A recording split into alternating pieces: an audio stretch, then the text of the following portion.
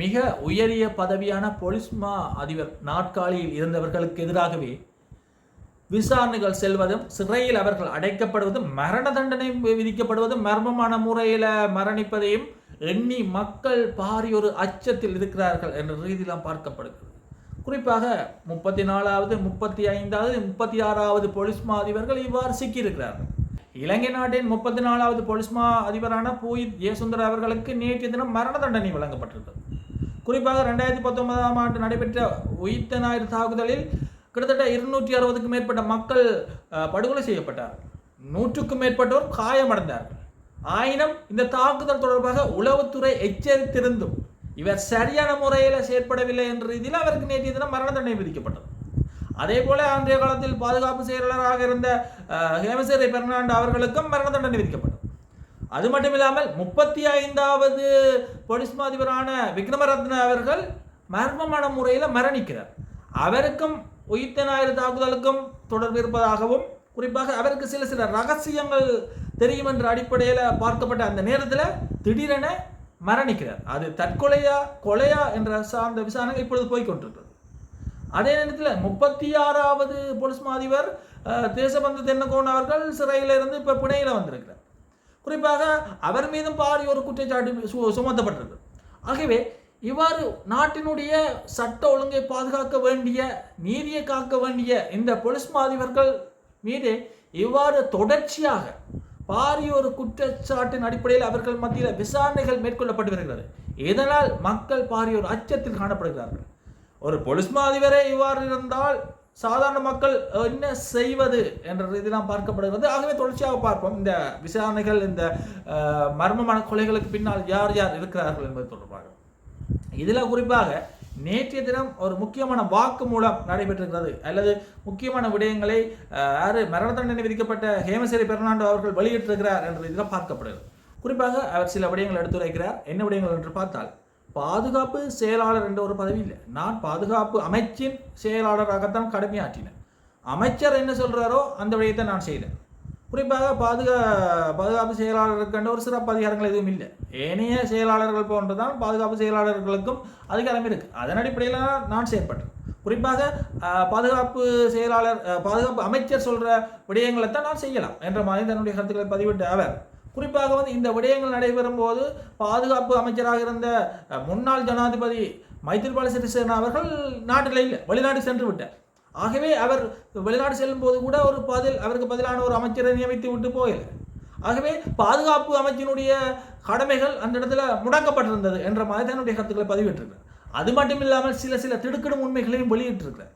குறிப்பாக அவர் மேலும் தெரிவித்த விடயங்களை எடுத்து நோக்கினால், நிலந்த ஜெயவர்தன ஜனாதிபதியுடன் நெருக்கமாக செயற்பட்டார். நான் நியமிக்கப்பட்டாலும் புலனாய்வு தகவல் குறித்து எவ்வாறு செயற்படுவது என்று ஜனாதிபதியிடம் நான் கேட்டபொழுது அதற்கு ஜனாதிபதி அவர்கள் புலனாய்வு தகவல்களை நிலந்த எனக்கு தெரிவிப்பார், நீங்கள் நிர்வாக வேலைகளை மட்டும் கவனிங்கள் என்ற ரீதியில் கூறினார் என்று இவர் தன்னுடைய கருத்துக்களை பதிவு செய்திருக்கிறார். நேரத்தில் நான் அமைச்சின் நிர்வாக கடமைகளை மட்டுமே செய்தேன். 4 ஆண்டுகளில் புலனாய்வு தகவல்களை ஜனாதிபதியிடம் நிலந்தவே வழங்கி வந்தார். தாக்குதலுக்கு முந்தைய நாள் நிலந்த ஜெயவர்தன எந்த ஆவணமும் எனக்கு தரவில்லை. 2 வாட்ஸ்அப் செய்திகள் மட்டுமே வந்தன. ஏப்ரல் 9ஆம் தேதி நடந்த புலனாய்வு ஆய்வுக் கூட்டத்தில் கூட எந்த விடயங்கள் குறித்து அவர் எதுவுமே கூறவில்லை. அவ்வாறு கூறியிருந்தால் அங்கிருந்த இராணுவ மற்றும் கடற்படை புலனாய்வு பிரிவுகளுக்கும் தெரிந்திருக்கும். எங்கள் குழுக்களில் ஒன்று கிழக்கு பகுதிக்கு சென்று விசாரணைகள் கூட நடத்தியிருக்கும் என்ற ரீதியில் தன்னுடைய கருத்துக்களை பதிவிட்டிருக்கிறார். இந்த தகவல் கிடைத்த ஏப்ரல் 1ஆம் தேதி முதல் 16ஆம் தேதி வரையிலான காலகட்டத்தில் ஜனாதிபதி இலங்கையில் தான் இருந்தார். ஆனால் நிலந்த ஜெயவர்தன இந்த தகவலை ஜனாதிபதிக்கு தெரிவிக்கவில்லை. அவர் அதை வேண்டுமென்றே மறைத்தார். இந்த தகவலை அவர் 7 முறை மறைக்க முயன்றார் என்ற ரீதியில் தன்னுடைய கருத்துக்களை பதிவிட்டிருக்கிறார். அரச புலனாய்வு சேவையின் பணிப்பாளரை இப்படி செயற்பட்டால் அதற்கு நான் எப்படி பொறுப்பேற்க முடியும் என்ற ரீதியில் தன்னுடைய கேள்விகளை கேட்டிருக்கிறார். தாக்குதலுக்கு முந்தைய நாள் மாலையில் கூட நிலந்த ஜெயவர்தன என்னை அழைத்து நடக்கவிருந்த தாக்குதல் குறித்து எனக்கு தெரிவித்தார். இதை நம்ப முடியுமா என நான் கேட்டபொழுது இது குறித்து விசாரித்து அறிக்கை அளிப்போம் என்ற ரீதியில் தன்னுடைய கருத்துக்களை பதிவு செய்தார் என்ற ரீதியில் இவர் தன்னுடைய கருத்துக்களை பதிவு செய்திருக்கிறார். நிலந்த ஜெயவர்தனாவின் கீழ் நாடு முழுவதும் சுமார் 1500 புலனாய்வு அதிகாரிகள் உள்ளனர். இதை விசாரித்து உறுதிப்படுத்தும்படி அவரிடம் கேட்டிருந்தால் கூட அவர்கள் சரியான முறையில் விசாரித்திருப்பார்கள் என்ற மாதிரியும், இராணுவத்தை வரவழைக்கும் அதிகாரமோ அல்லது ஊரடங்கு உத்தரவை பிறப்பிக்கும் அதிகாரமோ எனக்கு இல்லை என்ற மாதிரியும், இந்த இடத்துல நான் என்ன செய்ய முடியும் என்ற மாதிரி தன்னுடைய கேள்வியை கேட்டிருக்கார். ஏப்ரல் 22 ஜனாதிபதி நாட்டு மக்களுக்கு உரையாற்றுகையில் நானும் பொலிஸ் மா அதிபருமே பொறுப்பு கூற வேண்டும் என்ற ரீதியில் கடுமையான தண்டனை வழங்கப்படும் என்ற ரீதியில் தன்னுடைய கருத்துக்களை பதிவிட்டிருந்தார். அந்த முடிவின் இறுதியே இந்த விளைவு, இந்த தீர்ப்பு என்ற மாதிரி தன்னுடைய கருத்துக்களை பதிவிட்ட அவர் இந்த தீர்ப்பை கேட்டு 2 நபர்கள் மகிழ்ச்சி அடைவார்கள். ஒருவர் நிலந்த ஜெயவர்தன, மற்றவர் மைத்ரிபால சிறிசேனா அவர்கள். சட்டமா அதிபர் திணைக்களம் ஆரம்பத்திலிருந்து நிலந்த ஜெயவர்தனாவை பாதுகாக்க முயற்சி செய்தது. சாதாரண அறிவு கூட இல்லாத ஒருவனால் மட்டுமே இதில் மகிழ்ச்சி அடைய முடியும் என்ற மாதிரி தன்னுடைய கருத்தினை பதிவு செய்திருக்கிறார். இந்த உயிரிழந்த 3 பொலிஸ்மா அதிபர்களுக்கும் ஒரு புள்ளியில் முட்டுப்படுறார்கள். யார் அந்த புள்ளின்னு பார்த்தால் ராயபக்சாக்கள், அவர்களுடைய விசுவாசிகள் என்று தான் இவர்களை பார்க்கப்படுகிறது. குறிப்பாக மர்மமான முறையில் உயிரிழந்த சிடி விக்ரமரத்ன அவர்கள் இவர்களுடைய பாரிய விசுவாசி என்று தான் பார்க்கப்படுகிறது.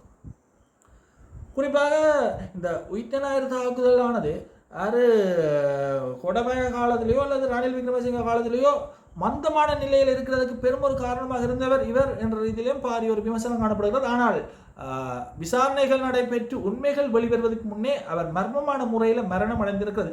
பாரிய ஒரு அதிர்ச்சி ஏற்படுத்தியிருக்கிறது. அதே நேரத்தில் பாரிய ஒரு சந்தேகத்தையும் ஏற்படுத்தியிருக்கிறது. குறிப்பாக அந்த உயிர்த்தனாயிர தாக்குதல் தொடர்பாக அவருக்கு சில ரகசியங்கள் மறைந்திருக்கிறது, அவரிடம் மறைந்திருக்கிறது, வெளியே வரப்போகிறது என்று கருதப்பட்ட நேரத்தில் தான் அவர் மர்மமான முறையில் மரணிக்கிறார். ஆயினும் அவருடன் இணைந்து அந்த ரகசியங்களும் மறைந்து விட்டதா என்ற ரீதியில் பார்க்கப்படுகிறது. ஆகவே இந்த இடத்துல இப்போ இருக்கிற ஆளும் தரப்பானது பல இடங்களில் பொது வழியில் தெரிவித்த விடயங்கள் என்று பார்த்தால் இந்த உயிர்த்தனாயிர தாக்குதல் என்பது ஆட்சி மாற்றத்தை கொண்டு வருவதற்காக மக்களுடைய பிணங்கள் மீது ஏறி நின்றாவது ஆட்சி செய்யணும் என்ற வெறியினால் மேற்கொள்ளப்பட்டது என்ற மாதிரி இப்போ இருக்கிற அரசாங்கத்தினுடைய முக்கியமான அமைச்சர்கள் தங்களுடைய கருத்துக்களை பொதுவெளியில் வெளியிட்டிருக்கார். இதன் அடிப்படையில் முன்னைய அமைச்சர்கள், முன்னைய ஜனாதிபதிகள் யாரேனும் கைது செய்யப்படுவார்களா, விசாரணை கலைக்கப்பட, குறிப்பாக முன்னைய ஜனாதிபதி கோடபய ராஜபக்ச அவர்கள் ஒரு மனுவினை நீதிமன்றத்துக்கு சமர்ப்பித்திருக்கிறார். என்னை பயங்கரவாத தடை சட்டத்தின் மூலம் கைது செய்யக்கூடாது அல்லது விசாரணைக்கு உட்படுத்தக்கூடாது என்ற மாதிரி இந்த உயிர்த்தனாயிர தாக்குதல் தொடர்பான விடயங்கள்ல கிட்டத்தட்ட இலங்கையினுடைய 34வது 35வது 36வது பொலிஸ்மா அதிபர்கள் இந்த விசாரணைகள், பிணைகள் மற்றும் மரண தண்டனைகள் என்று உள்வாங்கப்படுகிறார். இதை பார்க்கும் பொழுது சாதாரண மக்கள் பெரும் ஒரு அச்சத்தில் இருக்கிறார்கள் என்ற ரீதியில் இப்பொழுது பாரிய ஒரு விமர்சனம் வளர்ந்து வண்ணம் காணப்படுகிறது. நாட்டின் உயரிய பதவியான இந்த பொலிஸ்மா அதிபர் பதவியினை வகித்தவர்கள், அந்த நாட்காலியை அலங்கரித்தவர்கள் மீதே இவ்வாறு குற்றச்சாட்டுகள் மேற்கொள்ளப்பட்டிருக்கிறது. இவர்களே யாருக்கோ பக்கசார்பாக நடந்திருக்கிறார்கள். நாட்டினுடைய சட்ட ஒழுங்கை பேண வேண்டியவர்களே அந்த சட்டத்தை கேள்விக்குட்படுத்தி இருக்கிறார்கள். ஆகவே மக்கள் இந்த சட்ட ஒழுங்குகள் சார்ந்த பல்வேறுபட்ட கேள்விகள், குழப்பங்களுக்கு மத்தியில் காணப்படுகிறார்கள் என்ற ரீதியெல்லாம் பார்க்கப்படுகிறது. இதற்கெல்லாம் ஒரு முடிவு, ஒரு தீர்க்கமான விடயங்கள் எப்பொழுது வரும் என்ற ரீதியில் மக்களும் காத்து கொண்டிருக்கிறார்.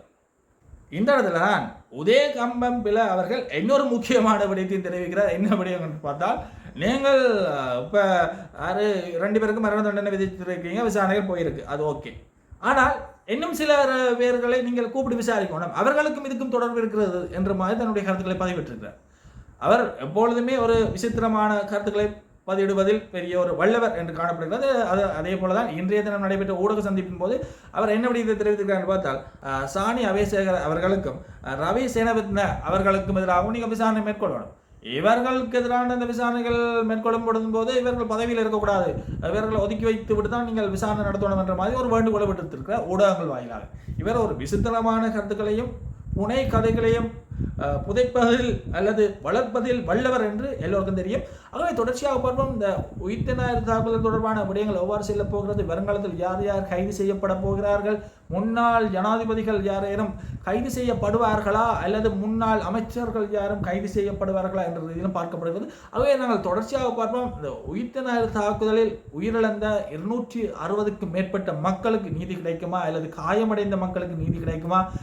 அதே நேரத்தில் காலகாலமாகவே இலங்கையில் பாரியோர் போராட்டம் நடைபெற்று வருகிறது. இந்த காணி விடுவிப்பு சார்ந்த போராட்டங்கள், மாகாண சபை தேர்தலை நடத்துங்கள், மற்றது அதிகார பகிர்வுகளை வழங்குங்கள், செம்மணி போன்ற மிக பெரும் மனித புதைக்குழிகளுக்கு நீதியை வழங்குங்கள், சர்வதேச விசாரணை வழங்குங்கள் என்று வடகிழக்கில் தழுவிய பாரியோர் போராட்டங்கள் நடைபெற்று வருகிறது.